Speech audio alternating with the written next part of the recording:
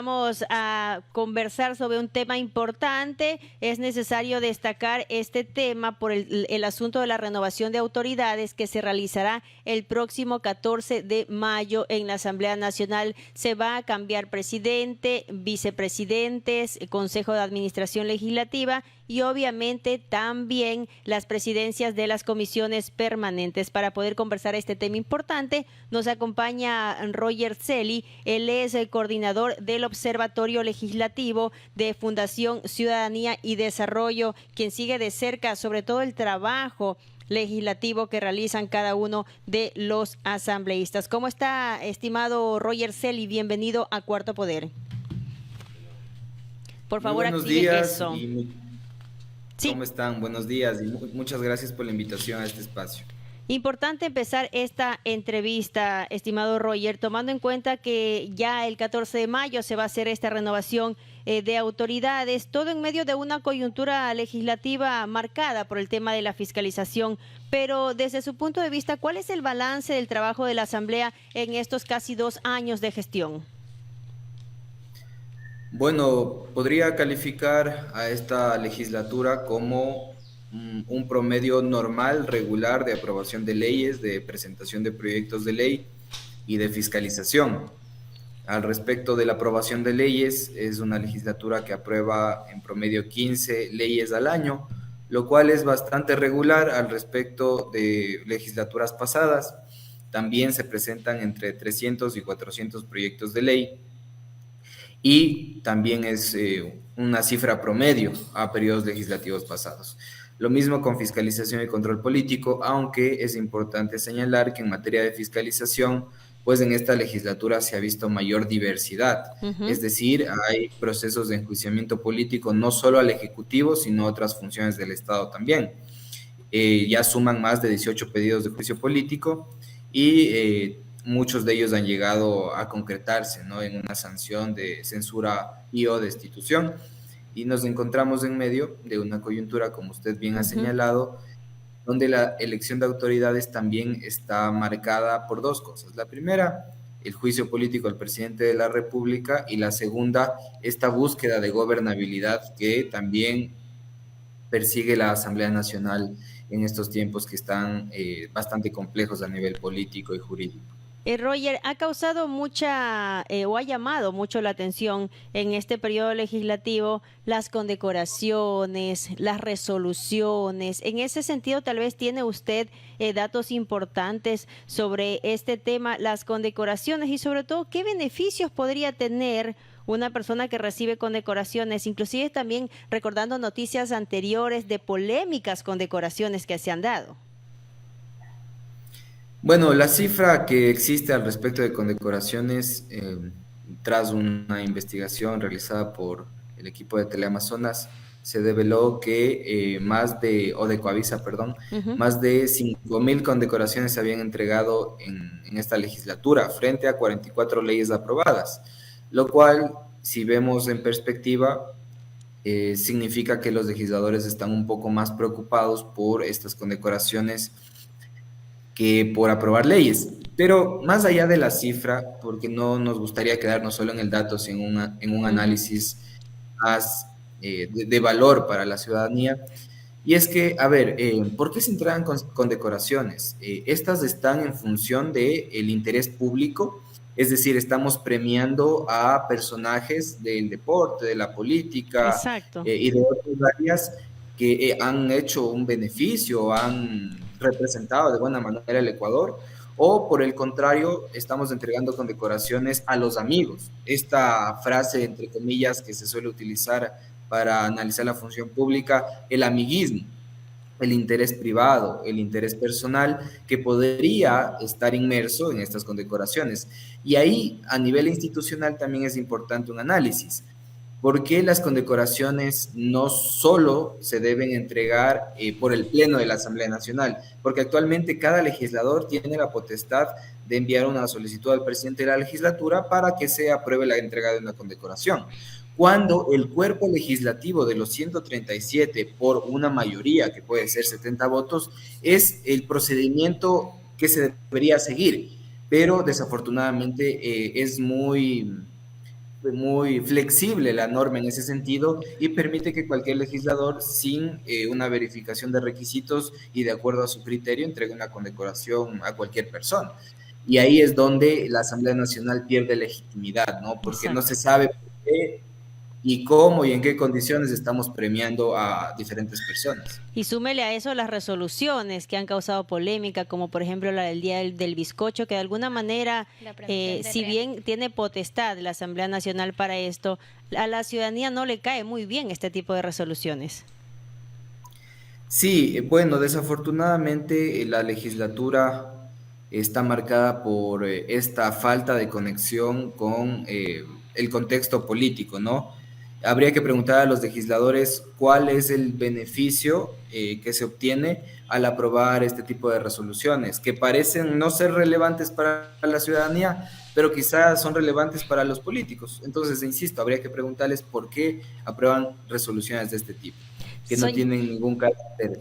Sí. son ya las 7 de la mañana, 28 minutos, Roger. También hay legisladores que no producen, que no van a la Asamblea Nacional, no proponen Sí leyes, que no producen. acuden ni siquiera a votaciones, tampoco mandan a sus alternos. ¿Usted tiene tal vez datitos interesantes o estadísticas sobre esos personajes? Producen pena y decepción. Bueno, es verdad.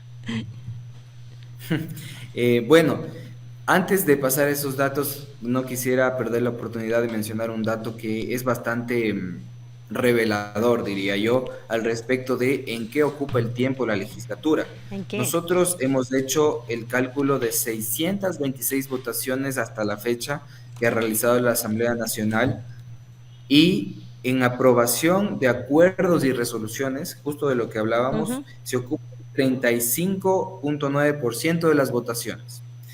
En aprobación archivo de leyes un 22,4%, en fiscalización y control político un 9,9%, es decir, hay menos votaciones al respecto de control político que de resoluciones y acuerdos. Y en Ujú. procedimiento legislativo un 31%. Si sumamos aprobación de leyes más fiscalización y control político, un 30% del tiempo de las votaciones en el Pleno de la Asamblea Nacional se dedican al respecto de su función y el 70% a resoluciones y procedimiento parlamentario que estaría, digamos, dentro de su función, pero que no tendría un efecto en aprobación de leyes y fiscalización como la ciudadanía espera, ¿no? Entonces, ese dato nos revela que estamos diciendo con sustento que la Asamblea Nacional tiene una desconexión ahí con la gente, ¿no?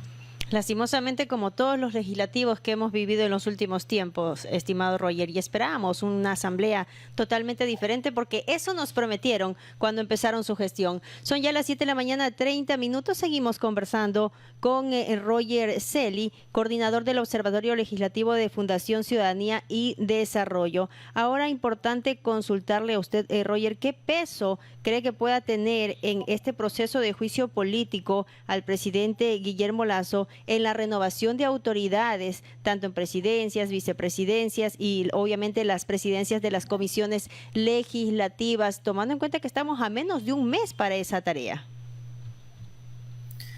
Bueno, la ley es clara al respecto del juicio político y si analizamos los plazos, el juicio político debería ya ser discutido en el Pleno de la Asamblea Nacional antes del 14 de mayo. Nos preocuparía muchísimo que el juicio político se dilate más allá del 14 de mayo y que nuevas autoridades tengan que intervenir, o quizá las mismas. No podemos saber en este momento porque la coyuntura legislativa es impredecible. Pero, por supuesto que el juicio político va a marcar un antes y un después en esta legislatura. ¿Por qué? Porque al momento de votar por la censura o destitución del presidente, vamos a saber qué posición realmente tienen los legisladores. Porque ustedes habrán notado que hay mayorías móviles en la Asamblea Nacional, en donde para unas decisiones aparece una mayoría de más de 100 votos, Ujú. para otras decisiones aparece una mayoría de 82 votos, para otras decisiones aparecen justo 71 votos, y lo cual nos hace pensar que hay votos que se mueven entre un lado y el otro. y generan mayorías. Y ahora en medio de Entonces, esto también se da esa denuncia de compra de votos, lo cual causa más preocupación sobre cómo se inclinaría la balanza en cuanto a la repartición de presidencias de comisiones y obviamente las más importantes, el Consejo de Administración Legislativa. por supuesto, y ahí hay que tener cuidado con dos cosas. La primera es, los legisladores, a pesar de que tienen inmunidad parlamentaria, es decir, no son responsables de sus expresiones, de sus actos y resoluciones, deben tener cuidado con lo que dicen, porque Exacto. muchas veces escuchamos a legisladores diciendo o afirmando que hay casos de corrupción, de compra y venta de votos desde el gobierno, que hay recepción de esta compra y venta de votos por parte de ciertos legisladores. Y ahí hay que pensar nosotros como ciudadanos si es que esto realmente es cierto. Si es que fuese cierto, ¿por qué no se denuncia ante la Fiscalía General del Estado, ante el propio Comité de Ética? Porque esta suerte de declaraciones también logran minar las posibilidades de determinado político al interior de la legislatura para llegar a determinado cargo.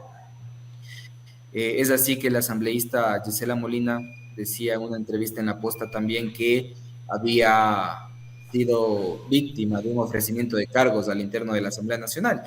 Pero Ujú. la pregunta de nuevo es, ¿por qué no denuncian? Porque si Exacto. denunciaran los legisladores, estaríamos hablando de otra cosa, en donde las cosas sí deberían ser investigadas, sustanciadas y sancionadas.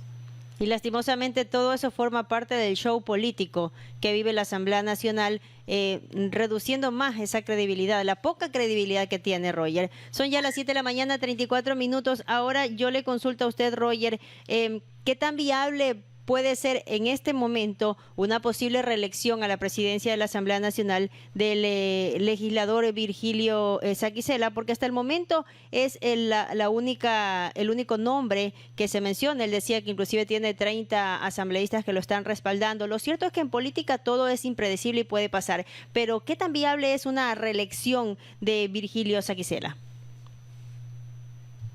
Bueno, para hablar al respecto de esta coyuntura es importante remitirse a los hechos desde el inicio del periodo legislativo y hay tres momentos clave para hacer corta la historia. El primer momento en donde se elige a Guadalupe Llori como presidenta de la legislatura con el apoyo del oficialismo. Exacto. Se logran tener más de los 70 votos, 71 votos. Luego esa mayoría se rompe por todo lo que ya conocemos y se logra llevar a la presidencia al asambleísta Virgilio Saquicela, ya no con el apoyo del oficialismo, sino con el apoyo de la primera minoría, es decir, de UNES, de la oposición más marcada en la Asamblea Nacional y con la ayuda de Pachacuti. Ahora estamos en un tercer momento en donde las cosas han funcionado, no podría poner un calificativo si bien o mal, pero han funcionado, la Asamblea Nacional se ha desenvuelto y ha despachado lo que tenía que despachar, en donde hay una mayoría que se ha generado entre Pachacutic, entre UNES y entre otras bancadas, como el Partido Social Cristiano, que han logrado conformar una oposición marcada al oficialismo. Entonces, esta mayoría de votos, que suman más de los 70 requeridos, pues llevaría nuevamente a la presidencia al asambleísta Virgilio Saquicela. Pero como usted dice, todo es impredecible y recordemos que siempre en los últimos días, antes de elegir autoridades, sacan las denuncias, Exacto. los casos de corrupción, las glosas en la Contraloría. Desafortunadamente es así, pero es algo que podría impactar en la elección de autoridades.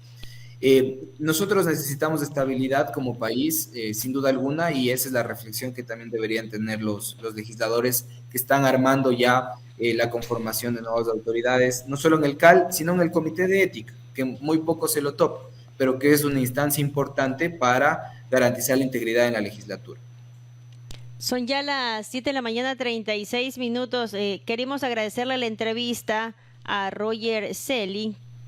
Él es el coordinador del Observatorio Legislativo de Fundación Ciudadanía y Desarrollo, hablando un poco y haciendo un balance de lo que ha sido el trabajo de esta Asamblea Nacional en estos 2 años. Importante los datos que usted nos ha compartido a propósito de este tema del trabajo realizado por la Asamblea. Que tenga usted una buena semana, Roger. Gracias por esta entrevista. Excelente semana, un abrazo, muchas gracias a ustedes.